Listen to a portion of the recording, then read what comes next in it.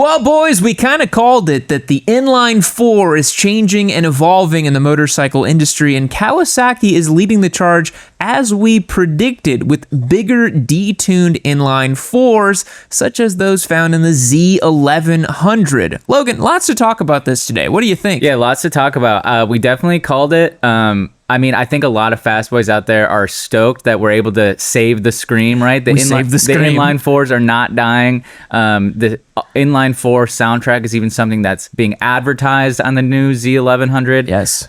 So I think there's a lot to talk about, both in regards to this motorcycle, kind of how it's meeting the moment of what modern fast riders are maybe looking for, and then a greater conversation about, like, you know, deviation from categories and this new kind of iteration of the UJM and things like that. So definitely a lot to talk about. Let's jump in with how Kawasaki, I think, is really the brand that's carrying the torch for the Inline 4. They've resisted the clarion call of the 270-degree parallel twin. Right. They've resisted triples. They've resisted even cross-plane 4s or V4s. They're like, no, we're just going to do Inline 4. Yeah. So their lineup's pretty stacked right now with Inline 4s. I mean, certainly. I mean, even just the ZX4, like, that was a big deal to bring that back. People, you know, it was teased as sort of a model for European or Asian markets, and people are like, no one in America is going to buy that, but plenty of people in America are buying it, and it's a pretty sweet novel edition, small bore Inline 4. And then even the ZX6 is like probably the most modern 600 sold in the States right now in terms of a traditional Inline 4.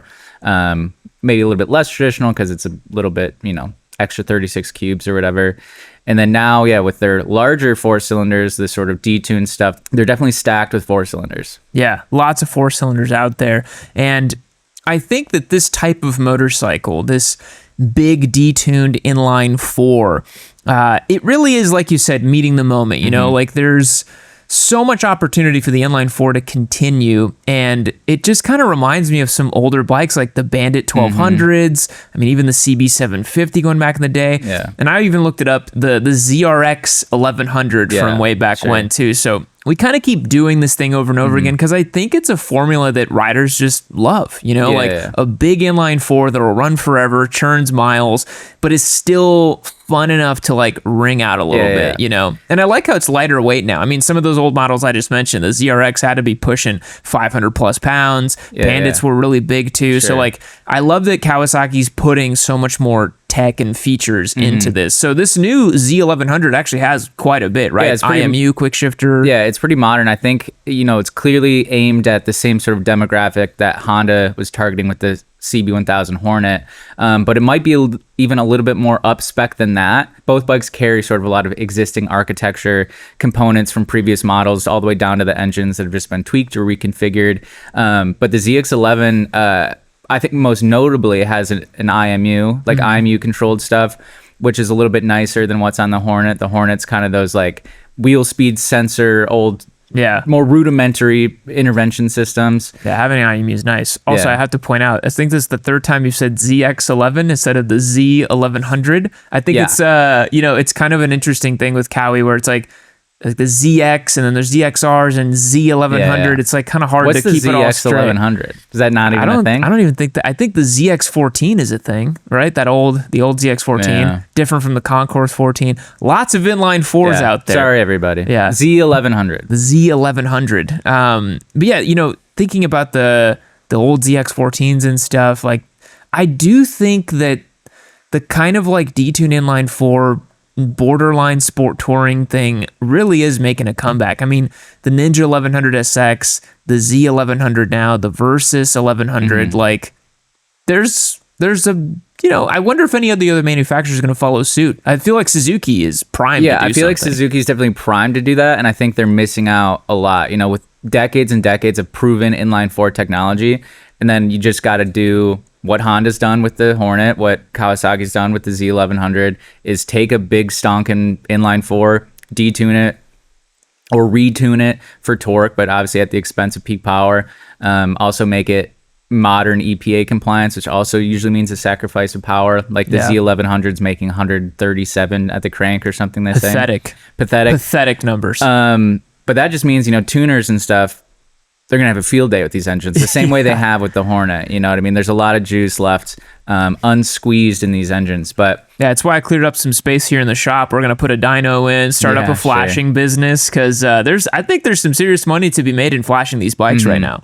But yeah, so to bring it all back, Suzuki definitely, you know, all that they take, you know, the Gixxer 1000 engine, do what Honda did with the Fireblade engine, detune it to make 140 horsepower, give or take, and instead invest things that'll make it a more contemporary package, whether that's the ride system, like even the Z1100 has a cruise control, quick shifter, like it's got all the stuff you want on a modern bike, and it's still pretty affordably priced. I think it's US pricing hasn't been announced as we're recording this video, but I think the European pricing, it's like 11,000 pounds or something, which I think is pretty aligned with what the Hornet's asking price is. Which is a ton of bike for the money. If the dollar keeps getting devalued, who knows what it's going to cost.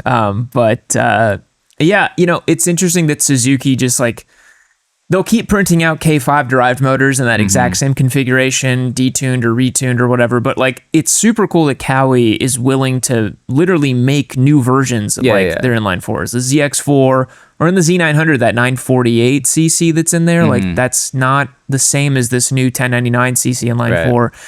Yeah, so like, I think if you're an inline four evangelist, Kawasaki is kind of your brand, like 100%. Definitely. And this also opens up a discussion about, we've been talking about this on the channel, about how racing categories are mattering less and less, how CF Moto is kind of proving that, and we're starting to see that come back around with these bigger inline fours, because the Italian brands have actually pioneered this for a bit now with like the big Tuonos, the V4s, and then once the Panigale and Street Fighters went with the 1099cc V4 and then had a separate, whole other different bike for the homologated racing stuff. Right. And I think that really opened the door to being like, oh, we can just make these bigger engines that meet the same power figures that people are expecting, but still following emissions, right? Because like a way to cheat by doing that is just make the engine bigger, you know? That's why we have these giant parallel twins nowadays, you know? Yeah, and I think it just creates more opportunities for cool bikes or for more accessible bikes, right? Like we're operating in a very different landscape than we were in the late 90s or early 2000s, where, you know, an average civilian rider would just go get a flagship leader bike off the showroom floor. Yeah. Where now that's becoming like more and more of a foreign concept, right? Like I think people obviously have less spending power and things like that, but also like these flagship bikes are really expensive and crazy powerful. Sure, they're maybe easier to ride than, you know, an early gen leader bike, just with all the advanced technologies and things like that.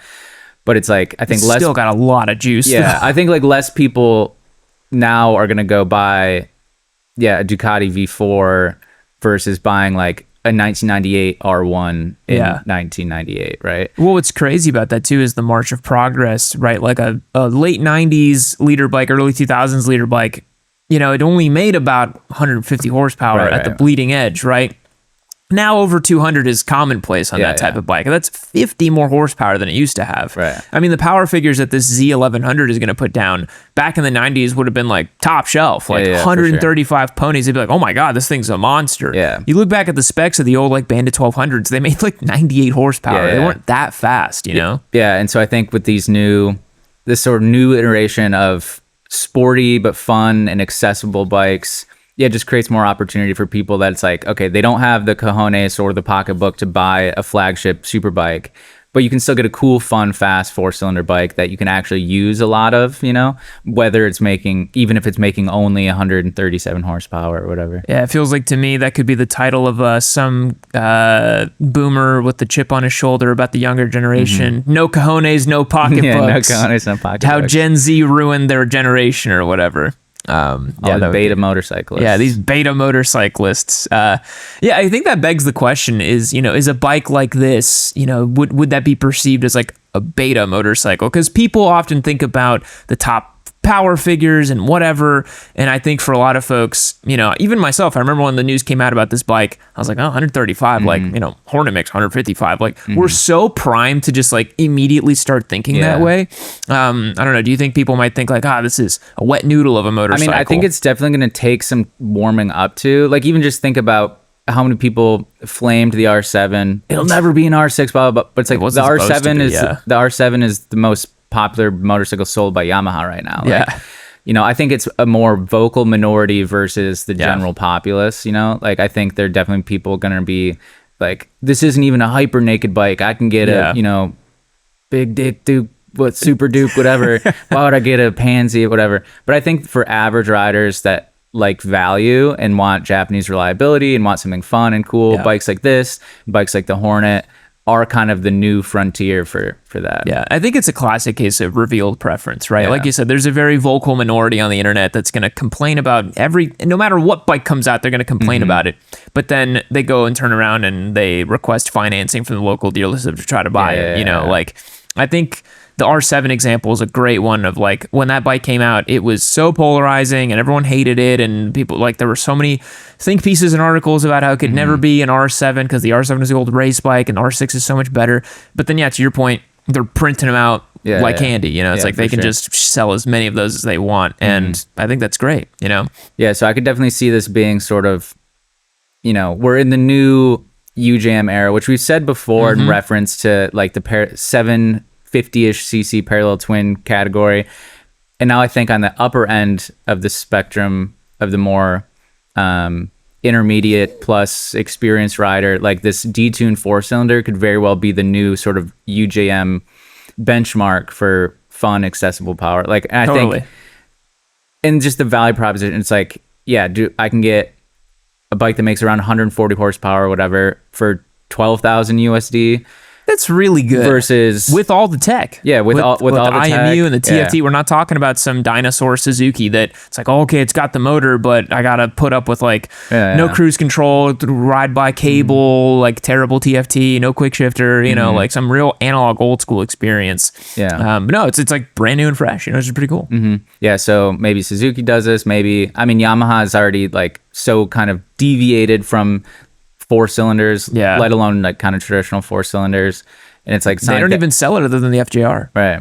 So maybe that MT10 will stay just like the peak sicko mode, like 4-cylinder naked bike, you know, operating on kind of a different level, both in terms of performance and price. You know what I kind of think of? Yamaha to me is like if you imagine a spectrum between like Kawasaki is like the most like or I guess like Kawasaki and Suzuki are the most like Japanese of Japanese motorcycle manufacturers, and then you have like Aprilia and Ducati on one end. They have like they make like V4s and Exotica and all that sort of thing. Yamaha to me kind of splits the difference because I think that's they fair. don't make the traditional inline fours, but they still invest in new engine architectures. Like they're the only Japanese manufacturer that makes a triple, you know, and then they started the parallel twin 270. They have the cross plane 4. Like Yamaha makes so many interesting engines, but still reliable like a Japanese bike. I think that's why they're so popular with so many people, especially those MT bikes. Like the MT bikes are awesome. For sure. And it's like, you know, I think Kawasaki's doing a smart play of like, we're not going to copy Yamaha. We're not going to make a 3-cylinder or parallel twin. It's like, let's go somewhere else and make these inline 4s and do something different.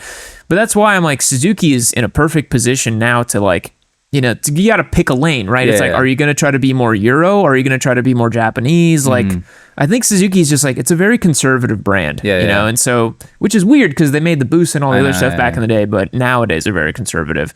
But I think they're in a perfect position to do something, you know, figure out which one you're going to do. For sure. And I think, the sort of proof is in the pudding that we're back on this, like, as you know, we're talking about before recording, this like 25, 30 year cycle of like motorcycles starting back at 1969 CB750 that kind of was like, okay, 4-cylinders are it, you know, and then things kind of changed with what we expected of like a sport bike and stuff. And then in like the 90s, you know, bikes like the ZXR11, whatever the Kawasaki, the ZRX 1100, old Kawasaki 4-cylinder kind of standard bike, whatever. And then even sort of the 919 Hornet is like in that fun 4-cylinder detuned roadster thing. And then now we're back seeing this again with, I think, even just the revitalization of the Hornet brand name is sort of indicative of like, we're back on this, you know, people want fun, usable, cheap 4-cylinder bikes that they can do a lot with. And you can't blame them. You know what I'm hopeful that comes back? What? The clear colored plastic that was everywhere in like the late 90s, early 2000s. Kind of there was a motorcycle. Was it the Scarver? The Scarver did that, right? They tried to lean into like millennial Vogue. Yes. fashion stuff. Yeah. So maybe stylistically, some of these things will come back. I mean, yeah, the 25-year cycle for trends and stuff is really funny. Like, we were talking about this with music where, you know, like some of these bands are starting to have like, you know, more of like that 90s new metal coded kind of sound. And then like, you know, some of them are kind of in this softer, like more like major, but like depressive kind of sound. And what is it? The singer from Chat Pile, he was talking about how he thinks that like soft rock's gonna make a comeback, like Sting and like you know, like the Police and that sort of thing. It all comes back, man. It all comes back. Yeah, because like all the alternative band, like a 2025 sort of band that maybe used to be making like hardcore music or something, it's now essentially doing like a slightly heavier version of like Oasis. Yeah, like it's all just like totally. Not like kind of like gloomy, slower tempoed like alternative stuff, but with like really thick guitar tones. Yeah. So yeah, I think we're seeing with motorcycles. And I reference Janko jeans like every time I'm on camera now. Yeah. The Janko jeans called it. The proof is in the pudding there. That happened a few years ago. They started kind of coming back and big shoes. Yeah, big Osiris. DC. Yeah, the Osiris. Yeah. What was that one called? The big poofy Osiris. I don't remember the model name. I know exactly what it looks like though in my mind. It was like the D03. It was like it had like a code name. Yeah, D30 or something. Yeah. It's all going to come back. So we hope you enjoyed today's discussion on the Z1100. What do you think down below? Do you think big detuned inline 4s are making a comeback? Do you love to see Kawasaki leaning into the inline 4 technology? Or are you ready to move on to different architectures and engine platforms? Let me know in the comments down below. Appreciate you guys checking out today's video. We'll catch you in the next one. See you later.